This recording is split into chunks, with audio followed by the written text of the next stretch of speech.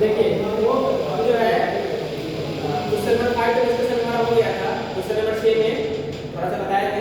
अब देखिएगा यहाँ पे जैसे कि हमने यहाँ पे लिखा 1 मीटर लैंडिंग का दाम एंड सीट का दाम हम लोग एक्स एंड वाई रुपीज हम लोग मान लिए 1 मीटर का दाम लिखा हुआ है। क्वेश्चन में क्या बोला है कि जो हमारा सीट का जो कॉस्ट है वो लैंडिंग की कॉस्ट है 6 टाइम्स है, तो हम लोग क्या लिखेंगे y = 6x।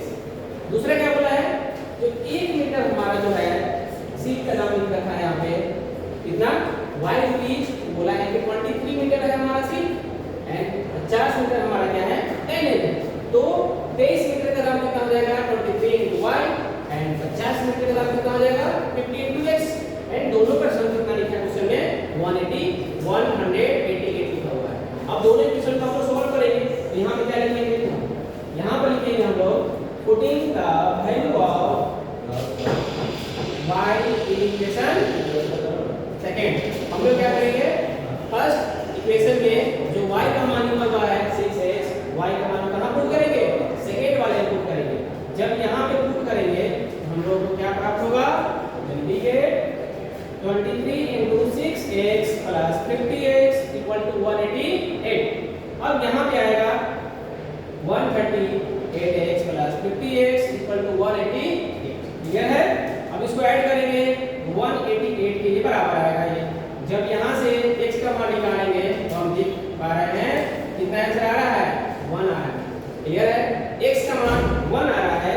जरा देखेंगे x का मान कहाँ पुट करेंगे putting the value of x in equation कहाँ पे x का मान रखेंगे हम इक्वेशन फर्स्ट में जब रखेंगे हम लोग देखेंगे क्या y का जो मान है वो हमारा 6 into 1 कितना आ रहा है 6 आ रहा है। x का मान 6 आ गया x का मान 1 आ गया y का मान 6 आ गया। ये तो क्वेश्चन ने बोल रखा था पहले से कि 1 मीटर का दाम निकालिए। क्या हो गया हमारा यहाँ पे x का मान माने है 1 x किसको लिखे ऐसा बोले है ना। तो कितना आ जाएगा हमारा आंसर तो हमारा जो option number 6 rupees and 1 rupees option number 2 6 rupees 1 rupees ये हमारा क्या हो जाएगा इसका आंसर। आई होप ये क्वेश्चन समझ में आ गया होगा। क्लियर है। अब आगे की ओर बढ़ते हैं। क्वेश्चन नंबर 7 देखते हैं। क्वेश्चन नंबर 7 में क्या बोल रहा है कि दो इक्वेशन दे रखा है।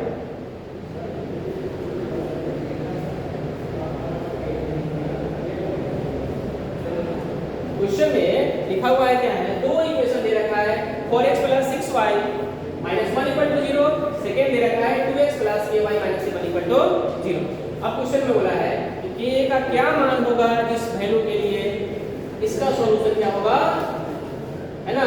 इनफाइनाइट से बोला है कि पैरेलल है दोनों लाइन से बोला है क्या कि दोनों लाइन जो है ये पैरेलल लाइन होगा उसके लिए k का मान क्या होगा।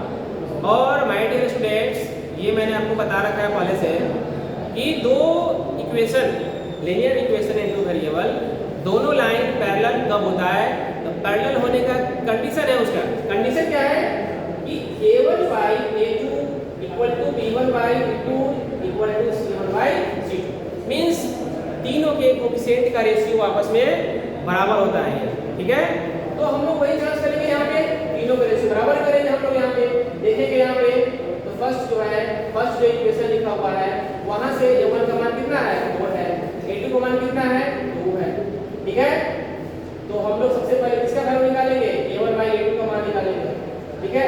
सेम उसी तरीके से हम लोग क्या करेंगे b1/b2 का मान निकालेंगे। अगर b1/b2 का मान निकालेंगे हमारे पास कितना आएगा 6/a होगा। सेम उसी तरीके से c1/c2 का मान निकालेंगे वो हमारा आएगा -1/-7।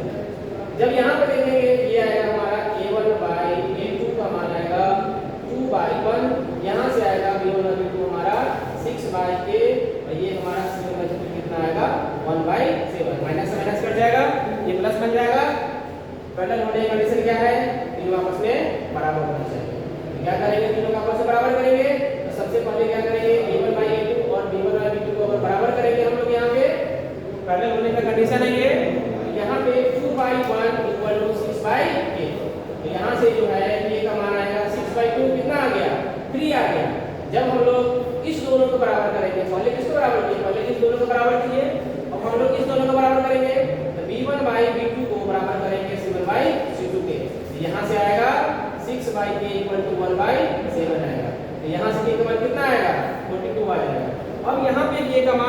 2 आ रहा है मेरे पास, 3 भी आ रहा है, 42 आ रहा है। लेकिन ऑप्शन में हमारे पास एक ही ऑप्शन दे रखा है, ऑप्शन में k का मान 3 दे रखा है। k का मान 3 जो है तो कौन सा ऑप्शन में है?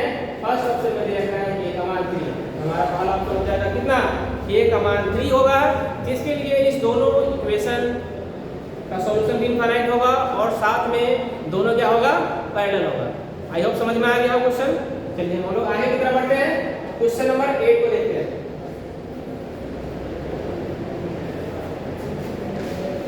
क्वेश्चन नंबर 8 में बोल क्या रखा है कि 0,0 ये एक पॉइंट है और इससे कितना लाइन पास हो सकता है।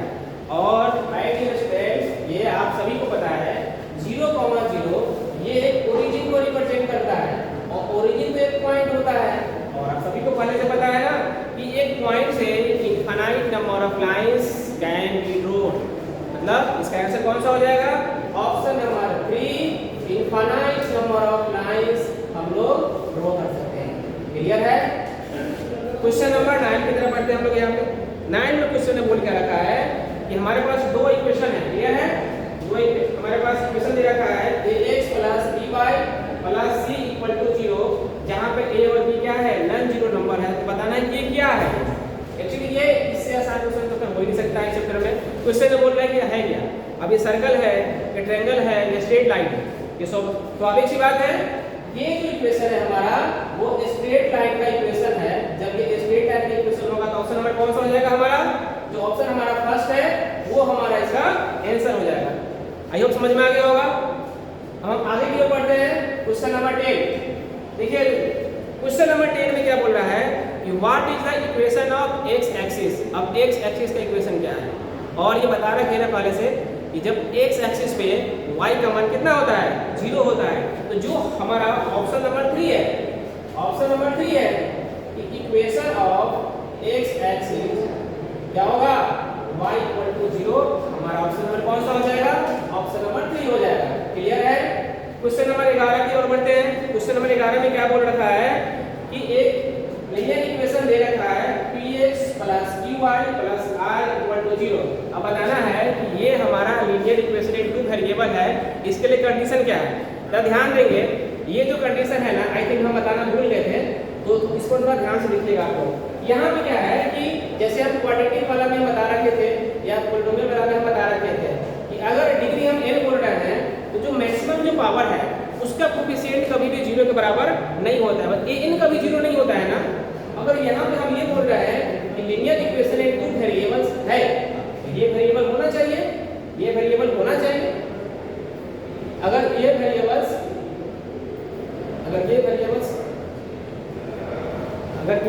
जो हमारा है ना होना चाहिए, इसका मतलब है कि p का मान और q का मान हमारा 0 के बराबर नहीं होना चाहिए। तो हमारा ऑप्शन नंबर कौन सा हो जाएगा? ऑप्शन नंबर 4, p का मान 0 नहीं होगा और q का मान 0 नहीं होगा, है ना।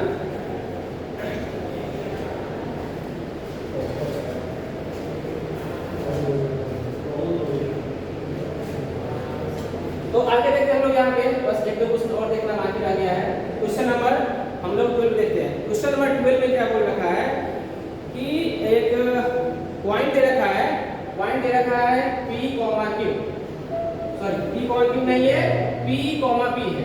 अब p, p है तो बताना क्या है कि ये बताइए ये किस पर लाई करेगा हमेशा। अब यहाँ पे क्लियरली दिख रहा है जो पॉइंट है p, p, ये दोनों किसको रिप्रेजेंट करना है? x का मान भी सेम है, y का मान भी सेम है। तो जरा बताएंगे, जब हम लोग एक लाइन ड्रॉ करते हैं ओरिजिन से पास करता हुआ तो इसका इक्वेशन होता है, देखिए ये x है और ये y है और x y दोनों बराबर है, हमारा क्या बन जाएगा? x = y। सिंपल सी बात है ये। तो जो हमारा x = y है, ये हमारा कौन सा ऑप्शन है? ऑप्शन नंबर 3, जहाँ पे x = y लिख रखा है वही हमारा क्या हो जाएगा? इसका सॉल्यूशन हो जाएगा। क्लियर है? तो आज हम इतना ही रहने देते हैं। क्वेश्चन 12 तक हम बता दिए हैं। सारे क्वेश्चन को वीडियो को पॉज करके आप लोग अपनी कॉपी में मेंशन कर लेंगे एंड इसका पीडीएफ बना करके साइट पे अपलोड कर देंगे। ठीक है?